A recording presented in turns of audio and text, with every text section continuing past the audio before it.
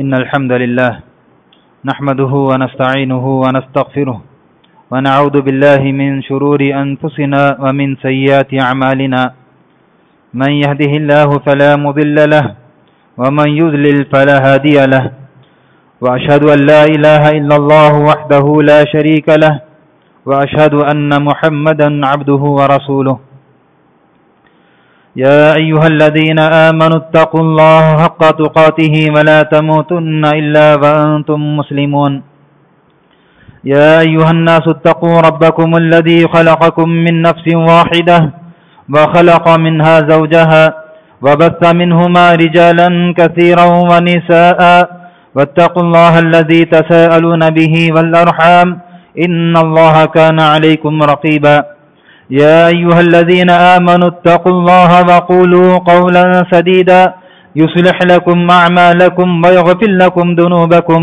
ومن يطع الله ورسوله فقد فاز فوزا عظيما أما بعد فإن خير الحديث كتاب الله وخير الهدي هدي محمد صلى الله عليه وسلم وشر الأمور محدثاتها وكل محدثة بدعة وكل بدعة ضلالة وكل ضلالة في النار.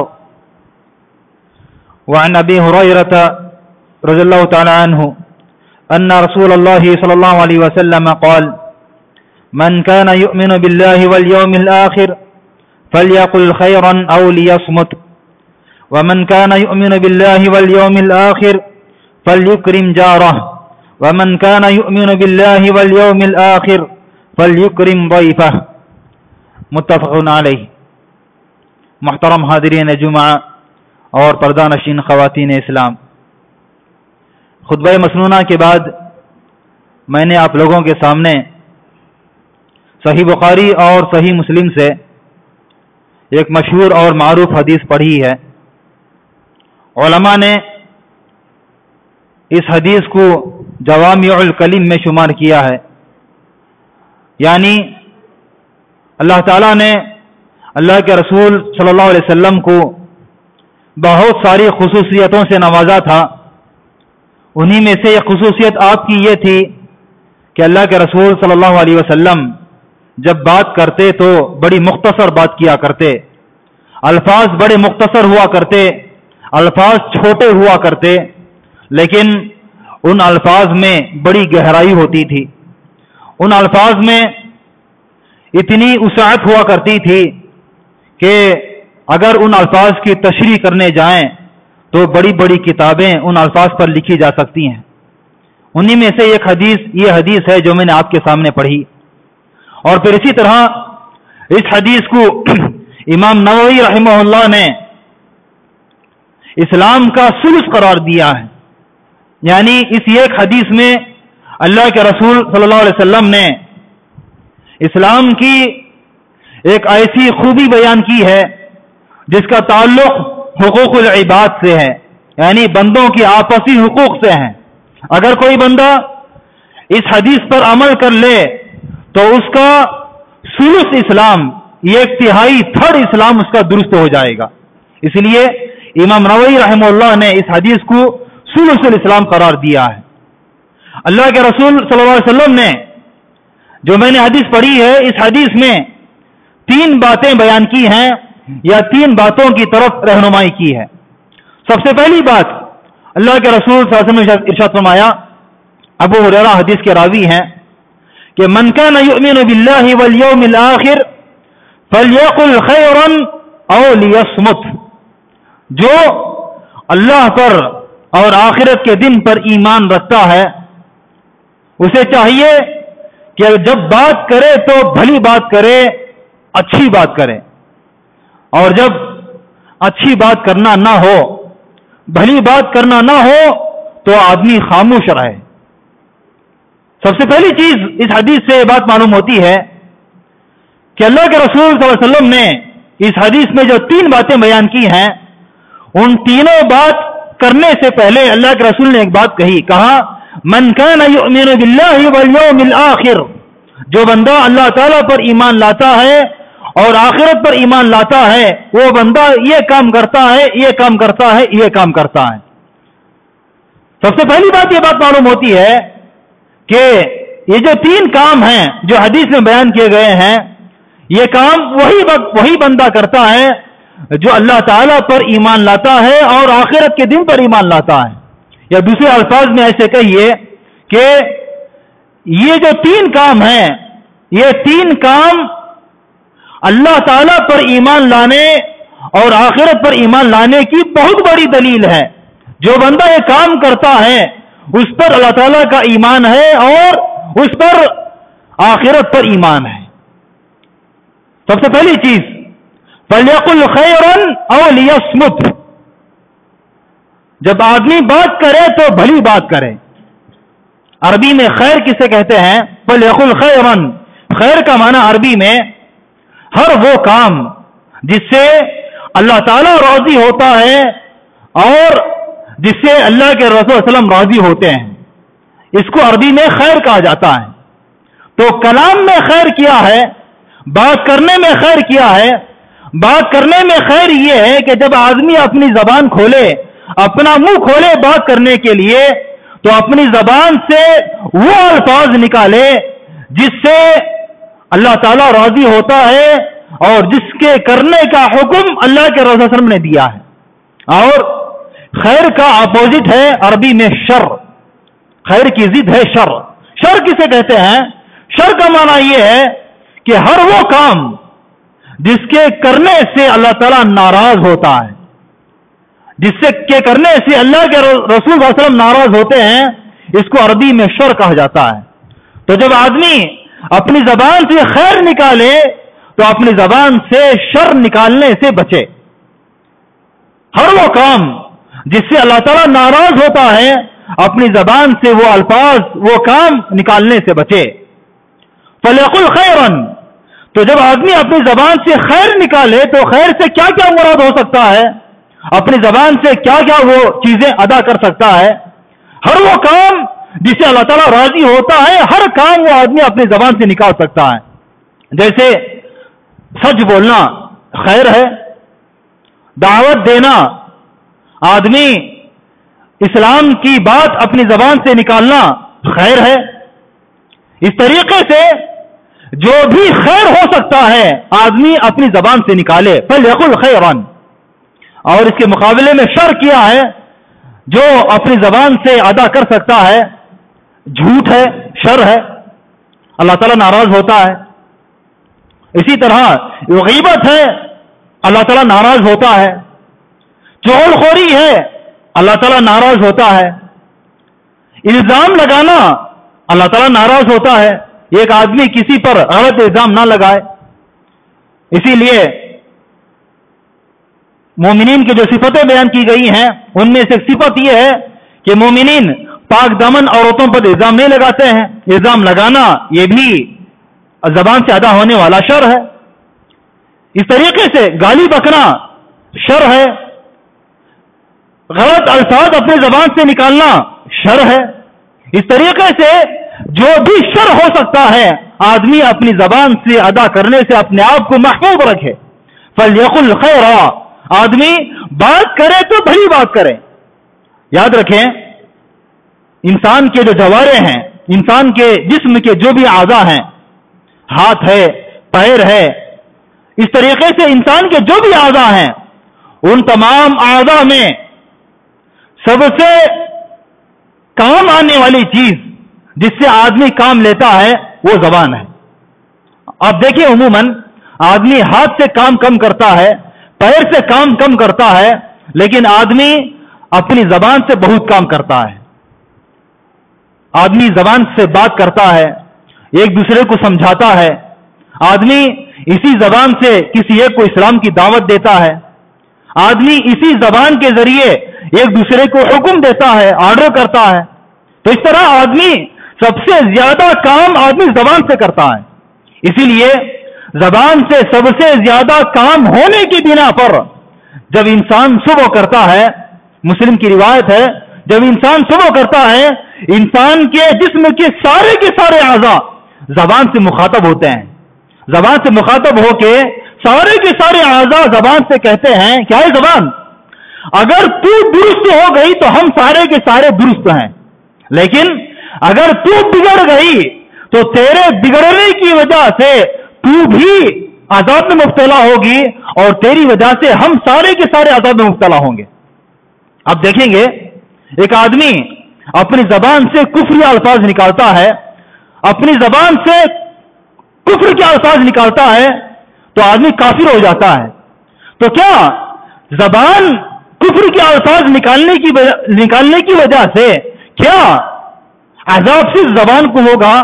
نہیں، بلکہ زبان کے ساتھ ساتھ اللہ تعالیٰ انسان کے سارے جسم کو جہنم میں ڈالتا ہے۔ تو اسی لیے سارے کے سارے اعضاء زبان سے مخاطب ہوتے ہوئے کہتے ہیں کہ اے زبان اگر تو درست ہو گئی تو ہم سارے کے سارے درست ہیں۔ یقیناً آپ یاد رکھیں، ایک آدمی سچ بولتا ہے، سچ بولنے کی بنا پر لوگوں کے اندر جب یہ مشہور ہو جاتا ہے کہ وہ بندہ سچا ہے تو کیا ہوتا ہے؟ لوگ اس سے کاروبار کرتے ہیں، لوگ اس کو پسند کرتے ہیں، لوگ جب وہ بولتا ہے تو یقین کر لیتے ہیں کہ ہاں یہ بندہ سچ بول رہا ہے۔ اسی لیے اللہ تعالیٰ نے کہا اللہ کے رسول نے کہا علیکم بالصدق، سچ بولا کرو، سچائی کو لازم پکڑ لو، علیکم بالصدق فإن الصدق يهدي إلى البر، کیونکہ سچائی انسان کو نیکیوں کی طرف لے جاتی ہے، نیکیوں کی طرف لے جاتی ہے۔ جب آدمی سچ بولتا ہے تو سچ بولنے کی وجہ سے انسان بہت ساری برائیوں سے بچ جاتا ہے۔ کیوں؟ اس لیے کہ جب آدمی سچ بولنے کا ارادہ کر لیتا ہے تو یقیناً اس سے برائیاں نہیں ہوں گی۔ فرض کر لیں، ایک مثال کے ذریعے میں آپ کو سمجھاتا ہوں، ایک آدمی سچ بولنے کو ٹھان لے کہ میں یقیناً سچ بولوں گا، وہ آدمی کبھی چوری نہیں کرے گا۔ کیوں؟ اس لیے کہ چوری کرنے کے بعد جب پکڑا جائے، جب اس سے پوچھا جائے تم نے چوری کیوں کی، تم نے یہ غلط کام کیوں کیا، اگر وہ آدمی جھوٹ بولنے کا ارادہ ہے تو جھوٹ بول کر کئی چیزوں سے آدمی بچ سکتا ہے، لیکن جب آدمی سچ بولنے کا ارادہ کر لے تو یقیناً آدمی چوری کرنے سے بچے گا، غلط کام کرنے سے بچے گا، ہر قسم کی برائیوں سے بچے گا۔ کیوں؟ اس لیے کہ مجھے سچ بولنا ہے نا۔ اسی لیے ایک آدمی رسول کریم صلی اللہ علیہ وسلم کے پاس آیا اور کہا کہ اللہ کے رسول صلی اللہ علیہ وسلم میں ہر قسم کی برائی سے بچنا چاہتا ہوں، ہر قسم کی برائی سے بچنا چاہتا ہوں۔ رسول کریم صلی اللہ علیہ وسلم نے اس کو ایک ہی نصیحت کی، کہا کہ سچ بولو، سچ بولو۔ وہ آدمی کئی دنوں کے بعد، لمبا واقعہ ہے، وہ آدمی کئی دنوں کے بعد ملاقات کیا، ملاقات کرنے کے بعد رسول کریم صلی اللہ علیہ وسلم نے اس سے پوچھا کیا ہوا تمہارے اعمال کا، کیا ہوا تمہاری برائیوں کا؟ اس آدمی نے کہا اللہ کے رسول صلی اللہ علیہ وسلم آپ نے مجھے نصیحت کی میں سچ بولوں، آپ کی نصیحت پر عمل کرنے کی بنا پر میں ہر قسم کی برائیوں سے میں بچ گیا۔ کیوں؟ اس لیے کہ جب آدمی سچ بولنے کو ٹھان لے تو آدمی برائی نہیں کر سکتا۔ لیکن اس کے برخلاف دیکھیے وَإِيَّاكُمْ بِالْكِذْبِ، جھوٹ سے بچو۔ کیوں؟ فَإِنَّ الْكِذْبَ يَهْدِي إِلَى الْفُجُورِ، کیونکہ جھوٹ ایک ایسی چیز ہے جو انسان کو برائیوں کی طرف لے جاتی ہے۔ آدمی جب جھوٹ بولنا لگتا ہے تو ہر برائی اس کے لیے آسان ہو جاتی ہے۔ کیوں؟ اس لیے کہ برائی کرنے کے بعد آدمی دل میں سوچ لیتا ہے چلو بہانہ بنا لیں گے، جھوٹی بات کہہ کے ہم بچ جائیں گے، جھوٹ بولیں گے ہم بچ جائیں گے۔ آدمی اس طریقے سے کیا کرتا ہے؟ آدمی جھوٹ بولنا شروع کرتا ہے۔ تو اسی لیے آدمی کو چاہیے کہ اپنی زبان کی حفاظت کرے، اس لیے کہ جب اپنی زبان کی حفاظت ہو گئی تو سمجھ لیجئے انسان کے سارے اعضاء کی حفاظت ہو گئی۔ اسی لیے ایک رسول کریم صلی اللہ علیہ وسلم نے ایک اور حدیث میں ارشاد فرمایا کہ ایک بندہ صرف زبان سے ایک لفظ ادا کرنے کی بنا پر جنتی بھی ہو سکتا ہے اور جہنمی بھی ہو سکتا ہے۔ کیسے؟ رسول کریم صلی اللہ علیہ وسلم نے ایک حدیث میں اس کی وضاحت کرتے ہوئے ارشاد فرمایا ایک بندہ اپنی زبان سے ان الرجل لا يتكلم بالكلمه من رضوان الله تعالی، اللہ تعالی کی خوشنودی جن باتوں سے اللہ تعالی راضی ہوتا ہے، جن کاموں سے اللہ تعالی راضی ہوتا ہے، ایسی کوئی بات ایک آدمی اپنی زبان سے ادا کرتا ہے ما كان يظن ان تبلغ ما بلغت، لیکن اس بندے کو اس بات کا اندازہ نہیں ہے کہ میں نے کتنی اچھی بات کی ہے، میں نے کتنی بڑی بات کی ہے، اس بات کا اندازہ نہیں ہوتا۔ لیکن یہ کلمہ زبان سے ادا کرتا ہے، اس یہ کلمے کی بنا پر اللہ تعالیٰ اس سے اتنا راضی ہو جاتا ہے، اتنا راضی ہو جاتا ہے کہ اس یہ کلمے کی وجہ سے اللہ تعالیٰ اس کے سارے گناہوں کو معاف کر کے اللہ تعالیٰ جنت میں داخل فرما دیتا ہے، صرف یہ اچھے کلمے کی بنا پر۔ اور اس کے برخلاف ایک اور بندہ جو اپنی زبان سے اللہ تعالیٰ کو ناراض کرنے والا کوئی ایسا کلمہ نکال دیتا ہے جو اس کے وہم و گمان میں بھی نہیں ہے، اس کو خیال میں بھی نہیں ہے کہ میں نے اتنی گندی بات اپنی زبان سے نکالی ہے، اتنی بری بات اپنی زبان سے نکالی ہے کہ اللہ تعالیٰ اس یہ کلمے سے اتنا ناراض ہوتا ہے، اتنا ناراض ہوتا ہے، اللہ تعالیٰ اس یہ کلمے کی بنا پر اللہ تعالیٰ اس کو جہنم میں داخل فرما دیتا ہے۔ اندازہ لگائیے ہم زبان کی کتنی حفاظت کرنی چاہیے، کتنی حفاظت ہمیں کرنی چاہیے۔ اسی لیے معاذ بن جبل رضی اللہ عنہ پوچھتے ہیں رسول کریم صلی اللہ علیہ وسلم سے، اللہ کے رسول صلی اللہ علیہ وسلم، کیا لوگ اپنی زبان کی وجہ سے جہنم میں داخل ہوں گے؟ کیا اپنی زبان کی وجہ سے لوگ جہنم میں داخل ہوں گے؟ معاذ بن جبل پوچھتے ہیں، رسول کریم صلی اللہ علیہ وسلم کہتے ہیں، ثقلت کا امک یا معاذ، اے معاذ تمہاری ماں تمہیں گم کرے، یعنی سمجھانے کے لیے اللہ کے رسول نے کہا، معاذ کہا کہ لوگوں میں سب سے زیادہ جہنم میں جانے والے لوگوں میں سب سے زیادہ وہ لوگ ہوں گے جو اپنی زبان کی کمائی کی بنا پر جہنم میں جائیں گے۔ زبان کی کمائی کیا ہے؟ زبان کی کمائی یہ ہے کہ آدمی اپنی زبان سے ایسے الفاظ نکالتا ہے جو اللہ تعالیٰ کو ناراض کرنے والے ہوتے ہیں، لیکن اس کو اس بات کا اندازہ نہیں ہوتا کہ میں اپنی زبان سے کیا نکال رہا ہوں، لیکن اللہ تعالیٰ اسی ایک کلمے کی بنا پر، اسی ایک برائی کی بنا پر اللہ تعالیٰ جہنم میں داخل کر دیتا ہے۔ تو اسی لیے ہمیں چاہیے کہ ہم اپنی زبان کی خصوصاً حفاظت کریں۔ جب بات کریں، بات کرنا ہے بھلی بات کریں، خیر کی بات کریں، کسی کو سمجھانا ہے بات کریں، کسی کو نصیحت کرنا ہے بات کریں، دین کی دعوت دینی ہے بات کریں، لیکن اگر بھلی بات کرنا نہیں ہے اور لیسمت، ورنہ آدمی خاموش رہ جائے۔ اس حدیث سے امام نووی رحمہ اللہ استدلال کرتے ہوئے کہتے ہیں کہ جس طرح بھلی بات کرنا نیکی ہے، اسی طرح اگر بھلی بات کرنے کا موقع نہیں ہے تو اس صورت میں خاموش رہ جانا بھی نیکی ہے۔ ایک آدمی خاموش رہ جاتا ہے تو اس پر بھی نیکی شمار ہوتی ہے۔ تو اسی لیے اگر بہت سارے مواقع پہ فساد، جھگڑا، مار پیٹ، اس کا بہت بڑا ذریعہ کیا بنتا ہے؟ زبان ہے۔ جب کوئی جھگڑا ہوتا ہے، یہ گالی دیتا ہے وہ بھی گالی دیتا ہے، یہ مارتا ہے وہ بھی مارتا ہے، اور یہ بدزبانی کرتا ہے وہ بدزبانی کرتا ہے، یہ اونچی آواز میں بات کرتا ہے تو وہ بھی اونچی آواز میں بات کرتا ہے۔ لیکن اس کے برخلاف اگر ایک آدمی جھگڑنے پر اتر رہا ہے، اپوزٹ آدمی، سامنے والا آدمی خاموش رہے، کچھ نہ بولے، جھگڑا ہی نہیں ہوگا، اور ایسی صورت میں اس کا خاموش رہنا بھی نیکی ہے۔ کیوں؟ اس لیے کہ اس کی بنا پر ایک جھگڑا ختم ہو رہا ہے، اس کی بنا پر ایک فساد ختم ہو رہا ہے۔ اسی لیے اگر کوئی آدمی کسی پر الزام لگائے، لگانے والا الزام لگاتے رہے، لیکن اپوزٹ والا آدمی حق پر رہنے کے باوجود خاموشی اختیار کرے تو اس کا خاموشی اختیار کرنا بھی نیکی ہے۔ فَلْيَقُلْ خَيْرًا أَوْ لِيَصْمُتْ، بات کرے تو بھلی بات کرے ورنہ خاموش رہے۔ تو اسی لیے ایسی صورت میں خاموش رہنا بھی نیکی ہے۔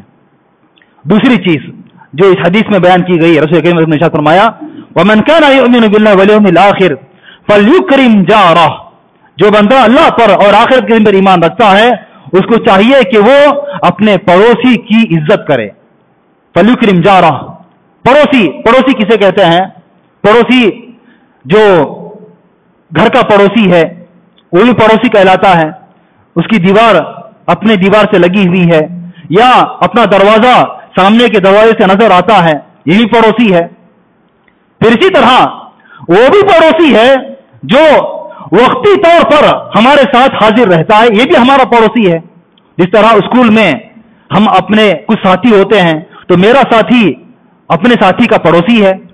پھر اسی طرح اگر ہم سفر کر رہے ہوتے ہیں تو سفر میں ہمارے ساتھ جو شامل ہوتے ہیں وہ بھی ہمارے پڑوسی ہیں، کچھ حد تک کے لیے ہو، ہمیشگی کے لیے ہو یا کچھ حد تک کے لیے ہو، جو بھی ہمارا کچھ حد تک ساتھ دینے والا ہوتا ہے تو یہ ہر ایک ہمارا پڑوسی میں شمار ہوتا ہے۔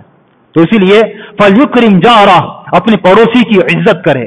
تو پڑوسی کی عزت کرنا بھی اللہ پر اور آخرت کے دن پر ایمان لانے کی بہت بڑی دلیل ہے۔